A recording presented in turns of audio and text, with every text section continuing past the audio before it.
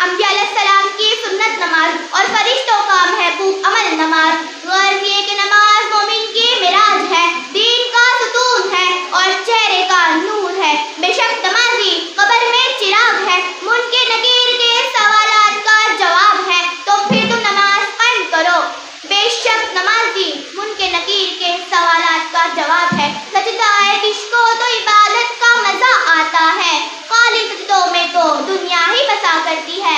ऐ मेरे रब, मेरी दुआ है कि हम सबको नमाजों और सजदों के सरी रुजू करने वालों में शामिल फरमा दे। आमीन। तो फिर तुम नमाज कायम करो कि कहीं तुम्हारा हशर भी नमूद, फिरौन, कारून और हमान जैसे बख्तो साल ना हो। तो फिर तुम नमाज कायम करो। 5 वक्त की नमाज पढ़ने वाली लड़कियों को कभी किसी क्रीम पाउडर की जरूरत नहीं होती। इनकी खूबसूरती के लिए वजू का पानी ही काफी होता है। पता है हम नमाज क्यों नहीं पढ़ते? क्योंकि हमारे लिए दुनिया पहले है, क्योंकि हमारे लिए कारोबार पहले आता है, क्योंकि हमने नमाज छोड़ दी तो हमारे दिल खत्तर से हो गए, क्योंकि हमने अपने आप को कुरान मजीद से दूर कर लिया। याद रखें, नमाज को रह जाना दुनिया के हर एक नुकसान से बड़ा नुकसान है। वो वजू से सकल, कुरान से अकल और नमाज से नस्ल पाक हो जाती है। जब अल्लाह किसी को पसंद करता है तो इसकी परेशानियां बढ़ा देता है ताकि इसे अपने करीब कर सके। हाँ जी, ये वही नमाज है जो हमें मौत की दरकी से बचाएगी। ये वही नमाज है जो हमें कब्र की सख्ती से बचाएगी। ये वही नमाज है जो हमें हशर की शर्मिंदगी से बचाएगी। ये वही नमाज है जो हमें जहन्नुम की आग से बचाएगी। या अल्लाह हमारी हिफाजत फरमा। आमीन या रब्बुल आलमीन।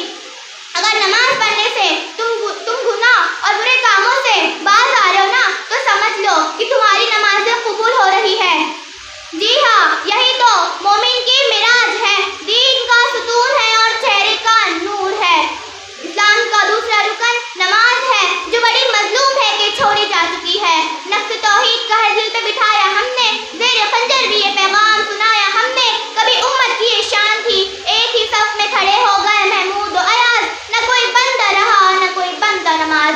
आ गए ऐन लड़ाई में अगर वक्त नमाज, क़िबले रूह को खड़ी हो गई कौम हिजाज। इन्होंने जंगों में नमाज नहीं छोड़ी थी, आज ये खाने पर नमाज छोड़ रहे हैं, दफ्तर पर नमाज छोड़ रहे हैं, कारोबार डीलिंग पर नमाज छोड़ रहे हैं। नमाज ना छोड़ना, नमाज ना छोड़ना। नमाज बंदे और रब के दरमियान ताल्लुक पैदा करती है।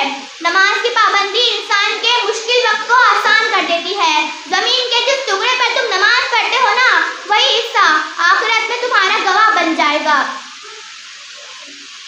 अगर नमाज पढ़ने से तुम गुनाह और बुरे कामों से बाज आ रहे हो तो समझ लो कि तुम्हारी नमाजें कबूल हो रही है। या अल्लाह मुझे और यहाँ पर मौजूद सब हजरात को नमाज कायम करने वाला बना दे।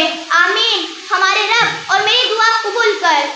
या अल्लाह पाक हमें ऐसा नमाजी बना दे कि सिर्फ अजान का इंतजार हमें हो। तो फिर तुम नमाज कायम करो। बेशक नमाज साथ देती है दुनिया से कब्र तक, कब्र से हशर तक और हशर से जन्नत तक। अगर नमाज पढ़ने से